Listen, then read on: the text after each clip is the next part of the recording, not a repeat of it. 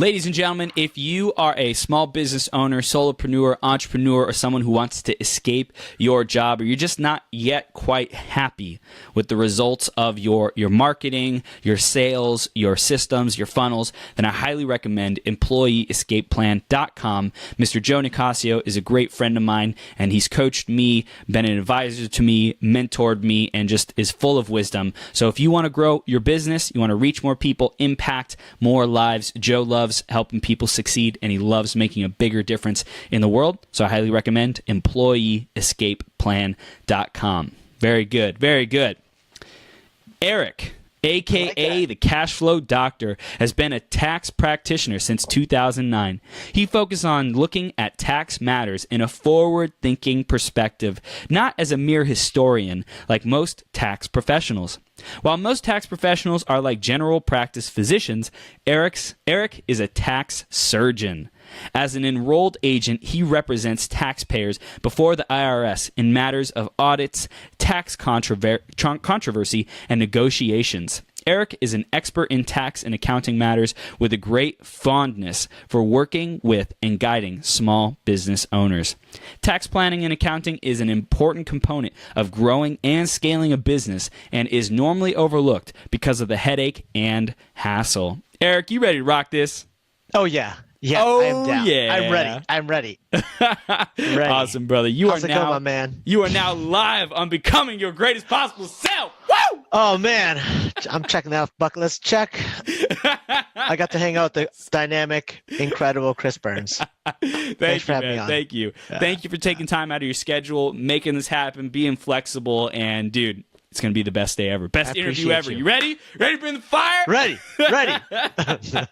Awesome. So the theme of today is a new day, a new reality. And so we dive in with every guest just to start the bat off, like going deep.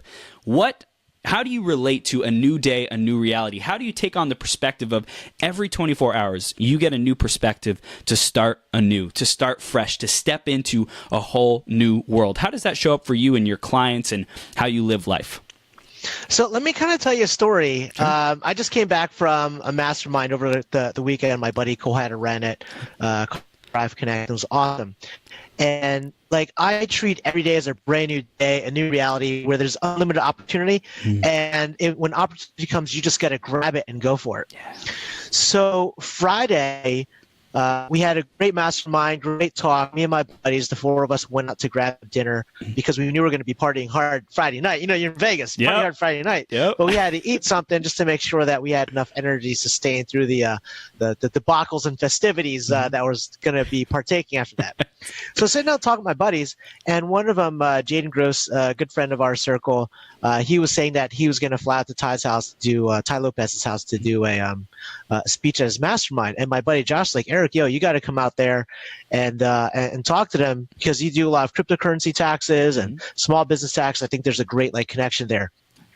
So here we are. This is 7:00 at night. Jaden passes me the phone and says, hey, I got a +1. Here's a ticket. You got to book it now. Now, I could have sat back and said, I don't know, man. I don't know what I'm going to get into. Buy an airplane ticket, no idea of a return flight or what I'm going to be doing out there. But instead, I was like, I'm just going to just freaking take this opportunity and go for it. Yeah. So I booked the ticket. And again, I had no idea where it's going. I don't know where the heck this Ty Lopez guy is at. I have no idea where I'm going to speak to or who I'm going to talk to. I just booked it out of, I don't want to say blind faith because my gut was telling me to do it. Right. So always trust your gut. And so I booked the ticket and says, all right, cool, man, we're good to go. So obviously Vegas, Friday night, we partied a little bit way too hard. And at 3:30 in the morning, I'm like, wait a second. I got to be on an airplane and I omitted a detail. My flight from Vegas to Los Angeles was at 6:00 a.m., which meant I had to get to the airport by 4:30 a.m. So, at that point, I could have made a decision saying, well, I only have a one-way ticket. I don't know what I'm going to be doing out there. I am just exhausted and just beat from partying nonstop all night. I could just sleep in right now. But no, I didn't. I decided to take the opportunity. I woke up, had maybe 45 minutes of a power nap, went downstairs to the bar to grab something to eat to make sure I had something to fuel me up. And interesting, I had a conversation with the bartender about these spontaneous decisions, these taking these opportunities. So it was almost like things were lined up, and I just grasped it. So had a great conversation, took a lift to the airport, got to LA. Now this is the interesting part of the story is I didn't really know where I was going. I was going to be Jaden's +1, so I didn't know the address. At 4:30, I texted my buddy, "Hey, buddy, I'm down here at the bar, ready for you whenever you want to come." At 4:45, I was like, "Hey, I didn't see you, so I'm just going to take the lift. I'll meet you at the airport."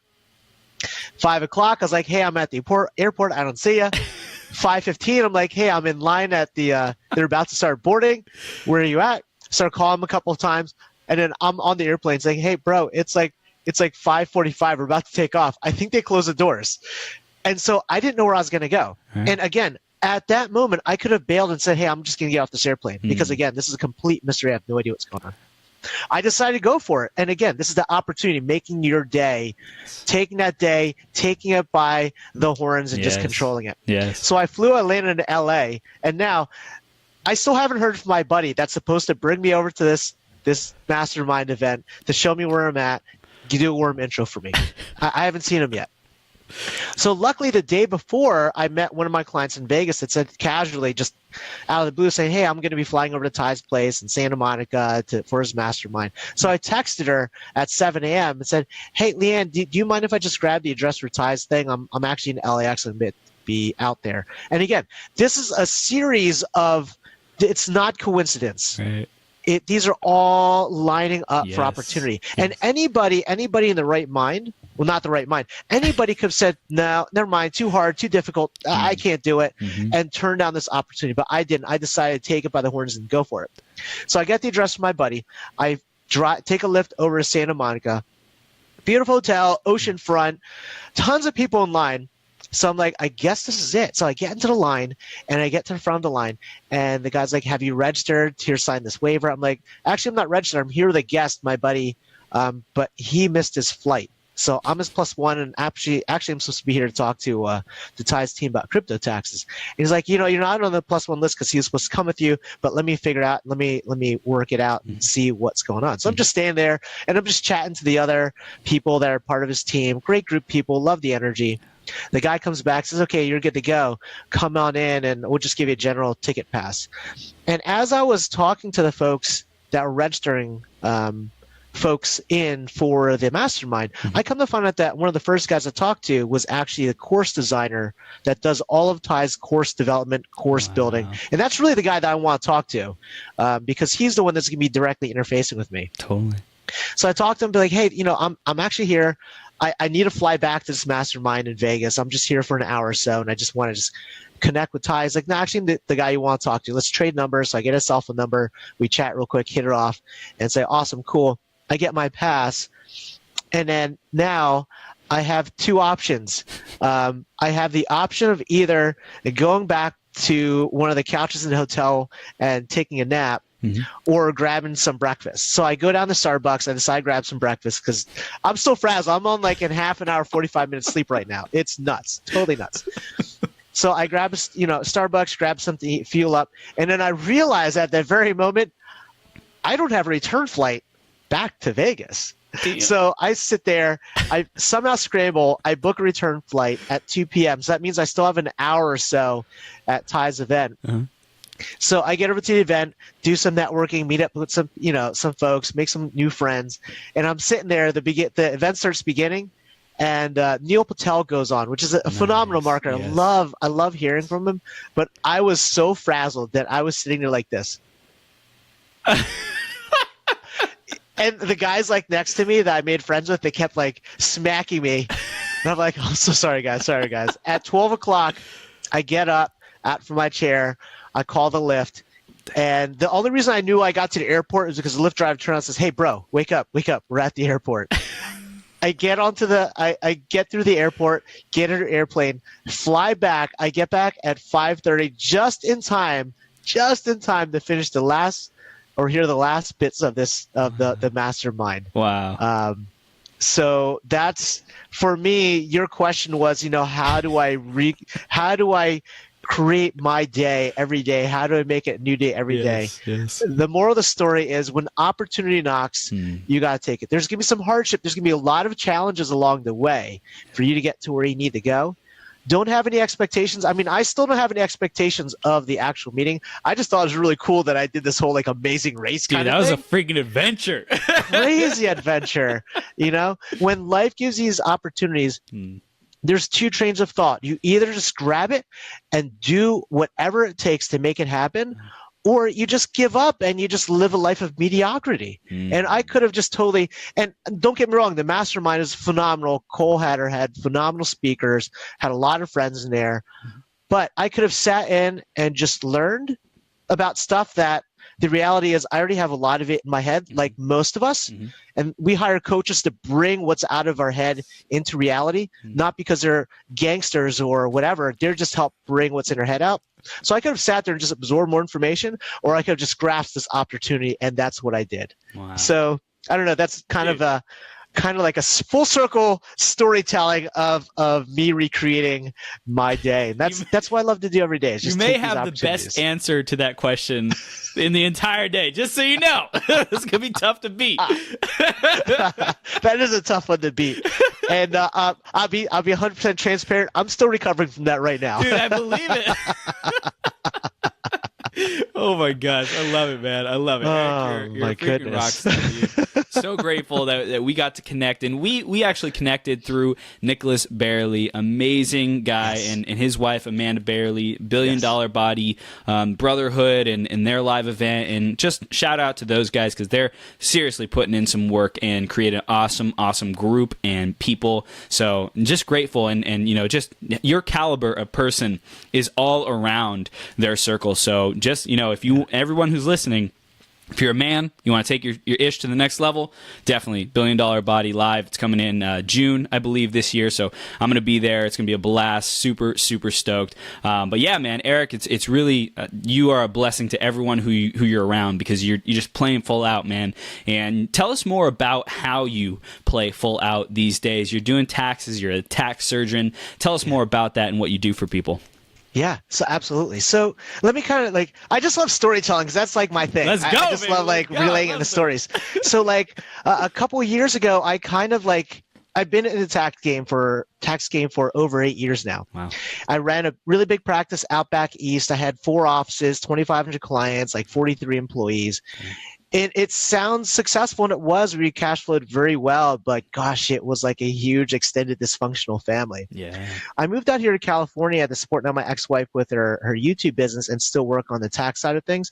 And I kind of got into complacency. I got comfortable because the YouTube business was doing really well, really successful at it. And my tax business, I really didn't need much to support what I needed to do, and I got super complacent about it.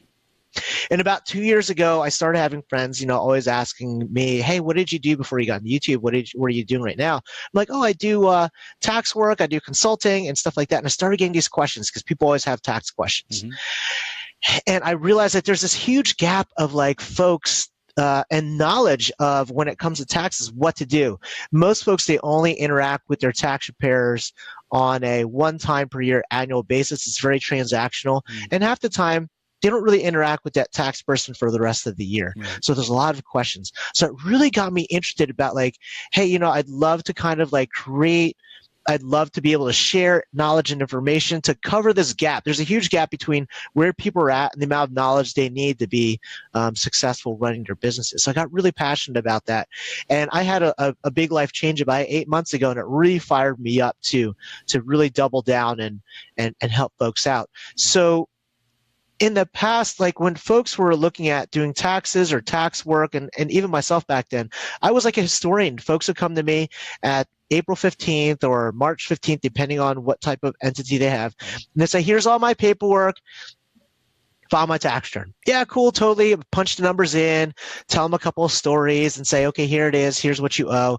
And then they'd always be like, man, I wish I could have done something different. I wish I could have done something to save on how much I got to pay on taxes.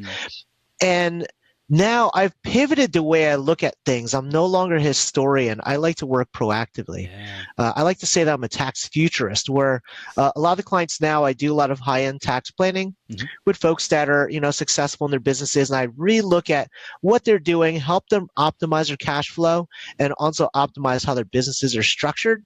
And by doing so, I've saved my clients a considerable amount, but also created a system for them that made it less stressful for them. So that's what I love to do, is come in, educate folks, tell them, hey, here are a couple of strategies that we can implement. It's going to save you a ton of money, but also it's going to set you up for your future based on what your goals are, and it's going to take some time off your plates. So that's what I really enjoy doing. The accounting side, the bookkeeping side, and the tax side is one small facet of what I do. It's not what I'm super passionate about. I have a team that helps me with that. The thing that I'm really passionate about is sitting down with folks and helping them plan for the future on a tax perspective, because nobody really does that. You see a financial planner, you plan for your vacation, you plan for your wedding, you plan to meet the girl of your dreams, but nobody plans for their taxes. So that's my game, that's my gig, and I'm a ninja at that. I love it. Awesome, man. Awesome. I do want to dive into more of that in just a second, but I want to get a little bit more of the backstory. We want to know, who is Eric? How did you get to where you are today? What kind of challenges did you have to overcome building this massive business, or at least massive to most people who are listening? We have a lot of entrepreneurs, solopreneurs, authors, speakers, coaches who haven't yet built a team of more than 5 people, and you had like 40 plus, So tell us about what that growth and journey was like, some of the challenges that you had to go through. Yeah, so that's a great question. And again, I just love telling stories. Let's go, baby. Let's go. Might be you might need a cliff notes, this one. So I've always been entrepreneurial. I'm a first generation Vietnamese immigrant. My parents came over, and their dream in life was for me and my brothers. I have 3 brothers, so 4 of us all together. Their dream was for us to get a great education, become a doctor or a dentist or a pharmacist. That's hashtag stereotypical Asian dad goals right there. That wasn't me, though. I always was super entrepreneurial. Like every hobby I got into, whether it's baseball cards or comic books or paintball, I always found a way to turn money and cash flow from that, because I needed to find a way to fund those hobbies. So I always had this entrepreneurial spirit. When I got into college, I was going to college at Rutgers in New Jersey. I went to the campus center like most of us do, and you sign these papers for a free t-shirt and a free mug because it's free. Why not? And it turns out they give you a credit card. I had no idea. So I get a credit card in the mail, and just the way that I do things, I started a business. I started an aftermarket car parts business because I love cars. I hooked up cars, rims, and everything. And the 4 years that I did it, I somehow graduated from college. I have no idea how I did it. But I also ended up running one of the largest aftermarket car businesses in the East Coast. We distributed body kits and rims for the Hondas, Toyotas. That was my game back in the day. I got burnt out of that, and I moved up to Massachusetts. I got into the insurance and financial planning field, which for most folks, it's independent. You're an independent agent. You're responsible for your own lead generation. You're responsible for your own sales. The only money that you make is from pure commissions, and that really amped me up and taught me about selling and the importance of hustling. Because if you don't sell, you're not eating. That's right. That's how it worked, So I did really well at that, and I started running a financial education radio show with a buddy of mine, and I ended up having 3 different radio shows talking about financial education. And at the time, I was pretty young. My dad's been telling me for years, hey, Eric, you should go to H&R Block and take a tax course, learn about taxes. And just us guys were like, nah, Dad, I know what I'm doing. I got it all up here. I got it all figured out. But it just went full circle, because at the end of the day, my dad still to this day is like, see, I told you. Same thing. When you have a kid, you might be naughty, mischievous now, but it's going to come full circle. You're going to get it from your kid. Yeah. So I've experienced that full circle. So that kind of stuck in my head, and I coincidentally and ironically needed a tax deduction because the income that I was making was pretty good. And I looked into opening up different franchises, different businesses, and the tax business really stuck. So I got into the tax business. I bought a franchise. I bought Liberty Tax Service, and ended up buying 4 offices, starting from nothing. When you buy a franchise, you're basically buying not even the real estate, you're just buying the territory you could operate in. Wow. So built these offices purely from scratch, me and my father-in-law, we built them up, did our own construction, and built these offices really quickly. And as we started growing, the one thing as I was in the past was I was a very solo entrepreneur. So you're used to doing everything. You're the guy who cleans the toilets. You're the one who answers the emails, answers the telephone calls, calls the vendors. And I was used to that because I didn't have that scale. I didn't have that size of a business that really justified having a ton of employees. Mm-hmm. In the tax business, we grew so quickly that there's no way in heck that I could do that. And the tax season is super compressed. You have it from January to April 15th. Mm-hmm. So now you're seeing 2,500 clients over this period of time. It's humanly impossible to do that. So, I just started scaling, followed the system, started hiring employees, and it's a challenge. It really is a challenge to hire folks, especially seasonal employees, because they don't really have a vested interest other than collecting a paycheck. Yeah. So I learned all about that. I was in the tax business on the retail side of things for about 5 years. Did really well with it. Regional, top producer for the company for a couple of years, but it just burnt me out. It just totally burnt me out. And then when I had the opportunity, because I was in Massachusetts, now imagine this, right? I love snow. I love the cold, but I was in Massachusetts.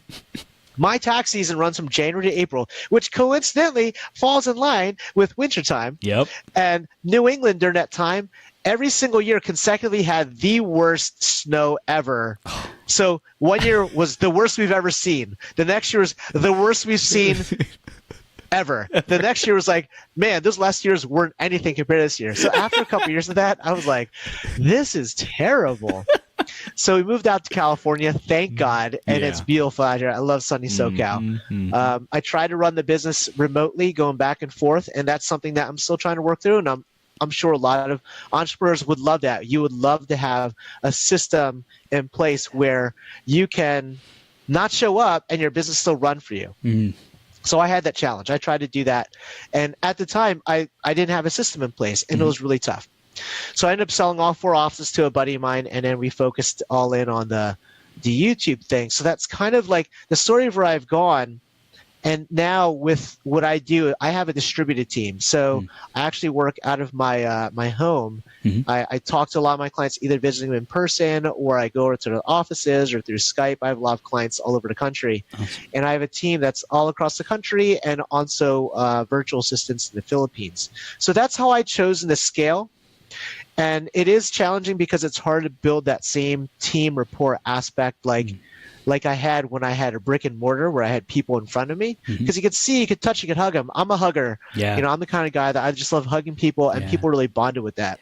And I can't really get that same thing virtually, but by me constantly communicating with them, telling them what I'm up to, what my goals are, it keeps them at least in line. But ideally what I'd love to do is in the next year or so, as I continue to grow my business here in California, scale, get a physical office, get some folks in-house, and have another secondary dysfunctional family, because that's important to really build a team where people have a vested interest in what you do. Yeah, and there's such a powerful force that comes with local, with like going to the same place every day, the context of the business. Like when you step through those doors, this is who you become. This is who you're allowed to be, who you create yourself as. And depending on the culture of the company, that can either inspire people and have them rise to greatness, or it can beat them down. And we clearly hear, Eric, that when people are in your business, it's family. It's like, hey, we're doing this together. We're winning together. Yes, we're going to drive. We're going to go for it like 110%. And, we got each other's back. And I think that's something that's really special, man. Yeah, it's super important for me. I mean, I had people when I was running the brick and mortar office off tax season, they would come in and just tell me stories. I'd catch up with them. I'd know all about their kids. I know all about their hobbies, their passions, their struggles in life. And it's important as a leader to be able to grasp that, because if you don't have compassion and empathy for your employees, how are they going to have compassion and empathy for you? Wow. And it's tough. Sometimes you have to kind of draw the line. Sometimes things are a little bit too personal. Yeah. And you have to call and be like, yeah, that's a little personal. But at the end of the day, we're human beings. We thrive in groups. We thrive in packs. We're basically pack animals. Thriving on your own as a solo person is really challenging. Yeah. And I'm sure there are people out there that succeed doing it. But for me, I'm a pack guy. I need a pack.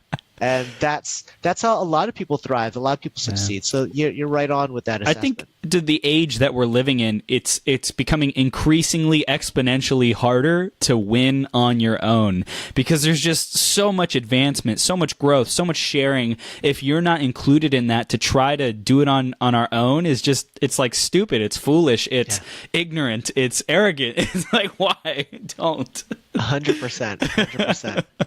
My gosh, man. That's incredible. So tell us more about taxes and how they're becoming more sexy. How do you sexify taxes, Eric? That's a good question. That's a good question, and that's what I'm here to tell you about. Oh man, I mean, at the end of the day, when people think about it, taxes is one of the largest expenses a business has. Yeah. And it's also one of the largest points of stress that a business has. Mostly because at the end of the year, people are so busy operating and running their business. And when it comes to file their taxes, a lot of people have anxiety about it. And I want to flip that. I don't want people to have anxiety about it. I want them to be prepared for it and understand what they're doing, and also understand they're taking advantage of the tax code to their favor. They're actually saving money. So that's a big thing for me. So what I try to do, like I said, is I'm much more proactive. I try to help people build structure into their businesses through our bookkeeping system with a team of bookkeepers, through scheduled regular calls to talk about, hey, here's where your profit and loss is, this is what's going on, to setting up quarterly payments or payroll where that tax thing is paid.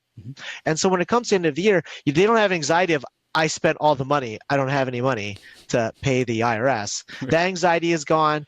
Or the anxiety of like, I have 8 shoeboxes of receipts I got to go through.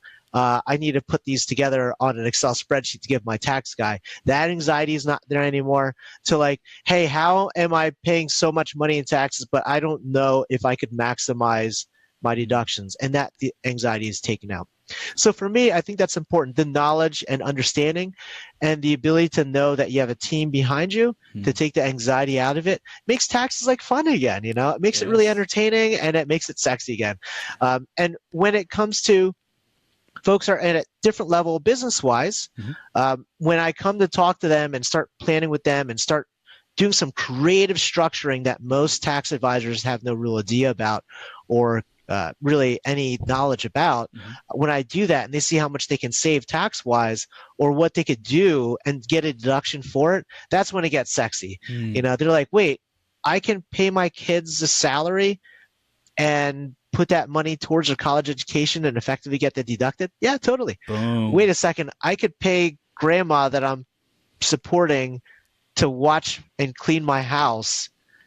Yeah, you could totally do that, things like that. Or wait a second, I could lease my home office to my corporation and also lease my car to my corporation and get all this tax deductions. Yeah, totally. So those are like some really neat things that I like showing people those opportunities, because again, most tax preparers are historians. You go in, you see them once a year.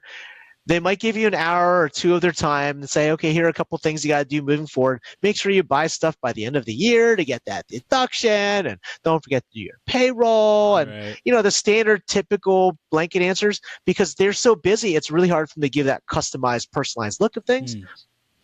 I like to flip that and change that. And that's, what I really enjoy doing. And that's what makes taxes sexy again. It's like people are excited to hear from me. People are excited to hear from my team and know that things are squared away and they got a lot of things set up for them to help them grow and scale their businesses in the future. What I also hear is like a team-based approach, which is like you're on these people's team and you come up with creative solutions and almost acting like a consultant, a coach, someone who draws the best out of them, and like you're there all year around just to make sure that they're performing and operating and firing on all cylinders so that they succeed in business, versus a tax preparer might just be, hey, I'm just here this once to help you save as much as possible, but yeah, you probably should have been thinking about this 6 months ago, and well, I wasn't there, so sorry. yeah, and I love it, and that's why I really enjoy doing it. It's a team, because at the end of the day, I can't do all the work, or my direct team can't do all the work. There's also some interaction that needs to be had by the client, because without the client helping us drive them in the right direction, we can guide you And they always say it's like you could lead a horse to water, but you can't force him to drink it. Yep. We can guide you in the right direction, but it's definitely a team-based approach where the client or like somebody like yourself would help us craft the direction you want to go, and we'll further refine that direction to get you to that next level. Yeah. So there's definitely a team-based approach to this, 100%. That's awesome, man. Awesome. So what have you seen innovating because of cryptocurrency? Like, how have you seen that like changing things up? I know we talked about it the other night, and that's like throwing a whole new mix and perspective into things. So just dive into that real quick. Yeah, it's a huge curveball, and it's something I'm really passionate about. I do a lot of cryptocurrency trading with my son. He's 14. Awesome. We invest, and we also actually mine Ethereum. So Nice. we have a pretty interesting perspective on crypto. And we're actually flying out this Friday to a big cryptocurrency conference in San Francisco. So we're super cool. deep into it, super passionate about it. One of the biggest concerns or questions that people have is how to treat it when it comes to taxes. And you have two schools of thought. You have the folks out there that get into cryptocurrency because they think it's totally anonymous. Taxation is theft. They want to stay under the wire. And I tell them it's like, at the end of the day, if you're living in the United States, you make a profit, there is a taxable ramification. And plus that, if you're on Facebook, please don't say that taxation is theft, and please don't say you're going to evade taxes, because the IRS is probably looking at you. Yep. The second school of thought is, what do I do? I've made a lot of money with my cryptocurrency trading this year. I don't know how to treat it. And a lot of tax preparers, even like really well-known CPAs and experts, really don't fully understand the process behind it. So cryptocurrency isn't treated like money. The IRS treats it like property, as if you own like intellectual property, like a copyright or something like that. And it's not treated like a stock or bond, and it's not treated like monetary equivalent. So you could forget all of those things. And basically at the end of the day is when you purchase something and then you sell it or exchange it into another coin, that value at that time will determine either a gain or a loss. So the way you calculate is whatever your sale price is or the exchange price is, you subtract it from your original purchase price plus whatever the fees are. And if you have a profit, then you have a gain. If you have a loss, then obviously it's a loss. And then from there you determine how long you've held it for. If you held it for 12 months and a day, they call it long-term taxable gains, and the tax rate's lower. If you hold it for less than a year, which most of us do, I mean, like, I only got into cryptocurrency probably in October, so I'm fairly new trading-wise. Right. So if you had it for less than 12 months, it's considered a short-term gain, and it's taxed at your ordinary income tax rate. So that's like the basic 101. So a lot of folks say, well, how do I save money on this? Because it's still floating around in the mysterious interwebs out there. This is magical unicorn internet money. How do I set myself up to prevent paying too much on taxes? So there's a couple of different strategies with either doing all of your trading inside of a business entity, like what they call a limited liability company or an S corporation. And by doing that, the majority of us that do trading, we're probably subscribed to newsletters or masterminds, or we're out there spending time going to conventions to learn about crypto trading.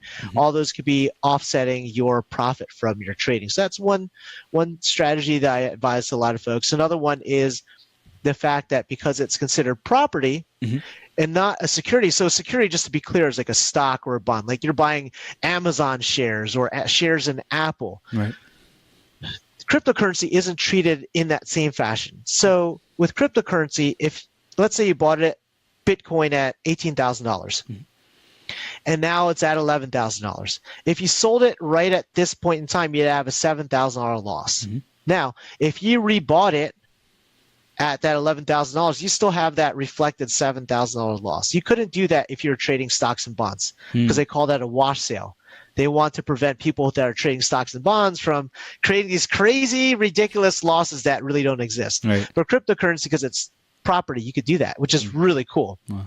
So those are two different strategies. There's a couple of more different ways to help alleviate the taxability of the cryptocurrency. But basically, at the end of the day, treat it like property. If you sell it, you make a profit, there's a tax. And the tax just is determined by how long you held it for. Held it over a year, you're taxed at a lower rate. Held it for less than a year, you're taxed at a higher rate. That's basically the one-to-one of it. And anything else is just ancillary, additional like tax hacks and stuff like that. Right. Awesome, man. Awesome. Thank you for sharing that. And for everyone listening, highly recommend you work with Eric around anything tax related. And he's super passionate about the crypto space too. So he's reading up on it, doing research, doing everything. I love it, man. I love it. So with regards to taxes, where do you see most small business owners thinking that they're going to succeed, thinking that they're going to be good, thinking that, oh, yeah, I got this under control, and then tax season comes around and then the rug gets pulled out from underneath them? Yeah. So a lot of folks, at the end of the day, when you're an entrepreneur, you run a business, cash flow is king. And cash flow, you might have a big sale lined up or a commission check coming in a month or two, but if you can't pay the bills today, kind of stuck. Yep. So what I see happen to a lot of entrepreneurs is they bring in the income, they pay all of their expenses, but they forget about the tax liability that's due from it. Right. And then they take the rest of that money to reinvest into their business through an advertising campaign or whatever. And so what happens is they cycle through the year making a great profit or making great cash flow, but because they reinvest it into their business, which is nothing really wrong with it, but because they reinvest into their business, they don't have capital at the end of the year when it comes to paying their taxes, their tax bill. So there's two trains of thoughts with that. With some of my clients who are in what they call an S corporation, basically it's a corporation that has some really cool tax benefits. I set them up on payroll where they're paying themselves. Because what happens as us as smaller businesses, as solo entrepreneurs, is we rarely remember to pay ourselves. We say we're running this big successful business, we're running this awesome business, reinvesting in our business, which is great. But the problem is if you don't pay yourself, you basically own a job that doesn't pay you anything. Yep. Right? So I usually have folks set up a payroll so they pay themselves. But in that payment to them, I designate a big chunk of it towards their federal taxes, as if they're working at a normal job at Starbucks or whatever. Or if you work at Starbucks, you have your federal and your state taxes withheld from your paycheck. And at the end of the year, you file your taxes and you get a refund. Well, for entrepreneurs, that is a valid strategy. If you're not really good with like saving up for big quarterly checks, put yourself on payroll, designate half of that payroll to your prepaid taxes, take that stress out of the way. There's other folks that like to do it quarterly because they want the cash flow on a monthly basis, and at the end of the 3 months, then they'll cut the check to the IRS. That's a totally valid strategy as well. And again, it just comes down to us spitting out a report on your profit loss. Say, here's where your profit is, this is where your loss is, this is where you're going to be standing, this is what your quarterly tax payment should kind of look like. And folks are sending a check that way. And by doing that, it prevents the age-old anxiety of, oh man, I don't know how much I'm going to be paying Uncle Sam this year. I don't know, that's a huge part of anxiety for a lot of business owners, knowing that they have a huge nut, $20, $30, $40, $50,000 of a check they have to cut out to the IRS, when that money they could have used towards marketing, or they reinvested it into something else, or they bought like a Lamborghini or something ridiculous. I've had clients that they did really well. E-commerce like blew it out of the park. Yep. And they're like, bro, I got like $200,000 in my account, so I bought myself a Lamborghini with cash. And I'm like, bro, did you put anything aside for the tax man?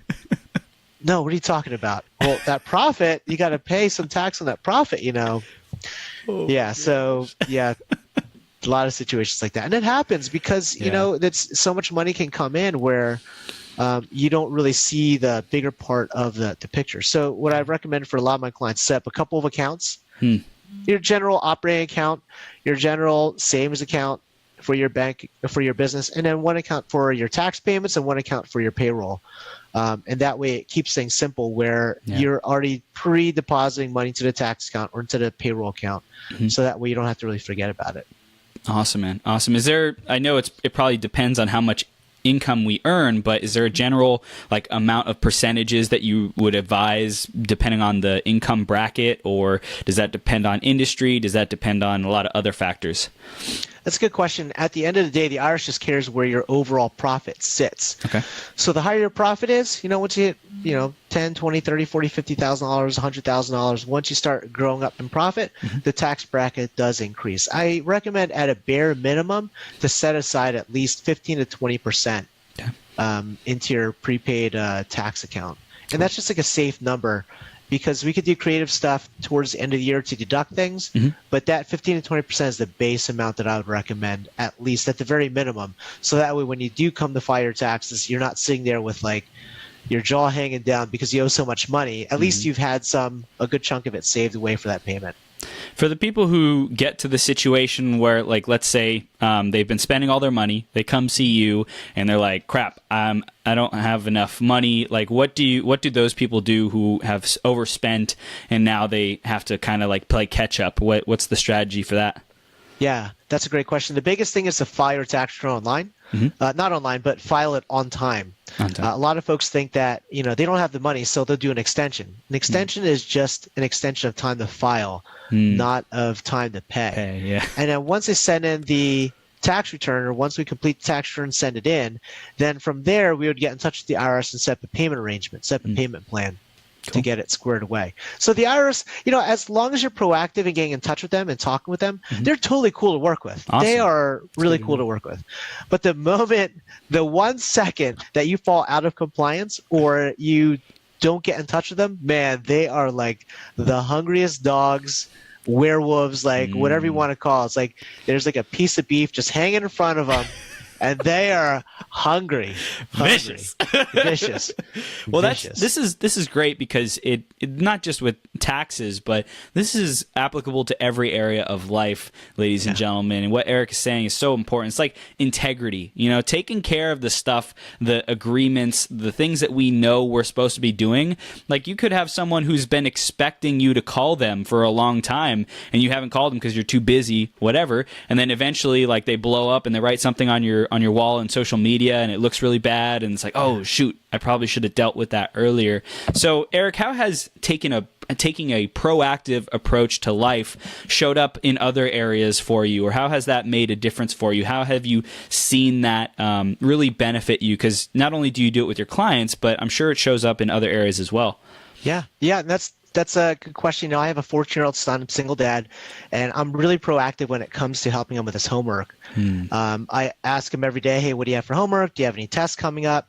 Because there was a time once a while ago where he would tell me about his test the day before or the day of the test. Oh, Dad, I know you're driving me to school, but I just want to let you know I have a science test today. I'm like, bro, why did you tell me about that? So being proactive, not just in business, but on some personal life, is super handy. I've also learned to start scheduling in time for myself, because what happens is when you're stuck in your day, you're not proactive and defensive about your time just slips away. Yes. So there's been a lot of times where, because I didn't schedule time in to work out, or I didn't schedule time in to make dinner or spend time with my son, things would just fly by and be like, oh my gosh, it's like 7:00. I haven't gone to the gym today, or holy smokes, I haven't made anything yet for dinner, and now we have to eat late, or we don't have the time to really sit down and bond. So things like that, being proactive and staying on top of things. And it's tough. I mean, I get it. I mean, I'm a single dad. I'm running actually 2 businesses, and I fall behind too. I definitely fall behind too. And I just hired an executive assistant, and she's coming on board to help me out a lot of these tasks. But yeah, it's tough. But at the end of the day, you got to be proactive with it. If not, you're gonna unintentionally break promises and hurt people's feelings that really matter to you. Yeah. Is there any specific systems that you use to be proactive? Do you just schedule it into your calendar? Do you do like weekly reviews, anything like that to be most proactive?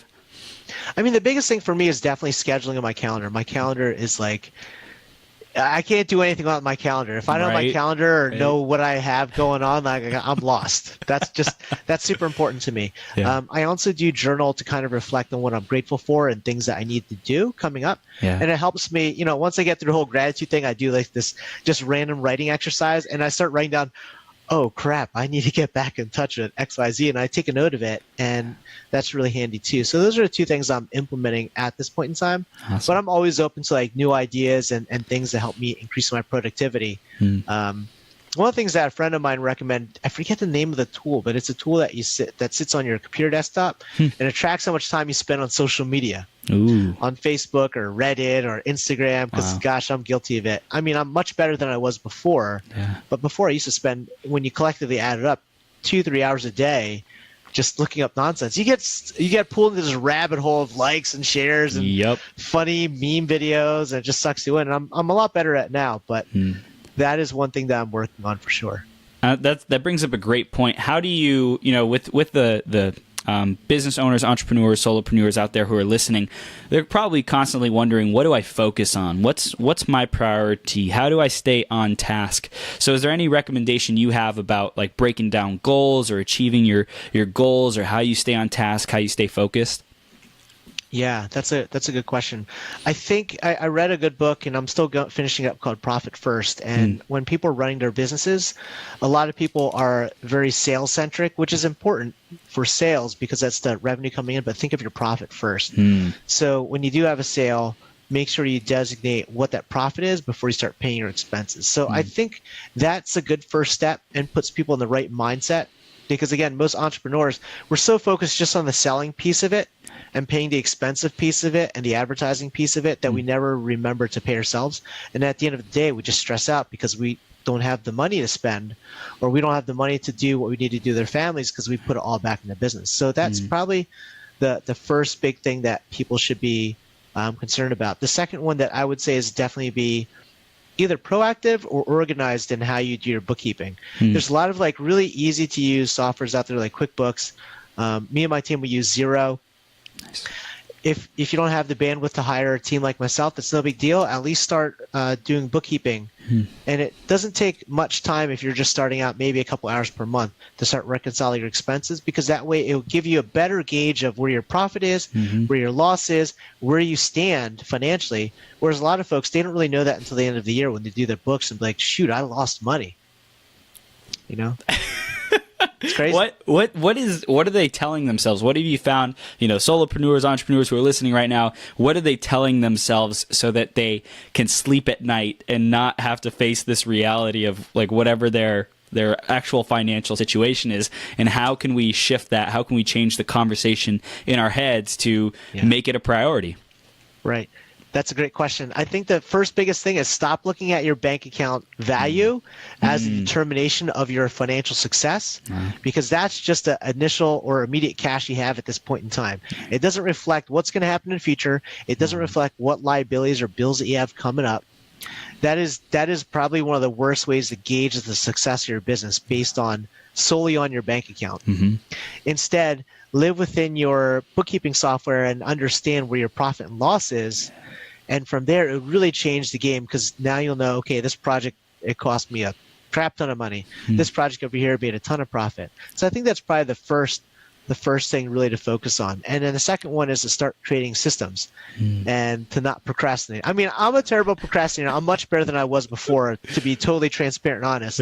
I used to be able to put things off, and now I'm a lot better at it just because of how I've changed and how I've grown as a person. A lot of folks, they procrastinate. They get letters from the IRS or the state.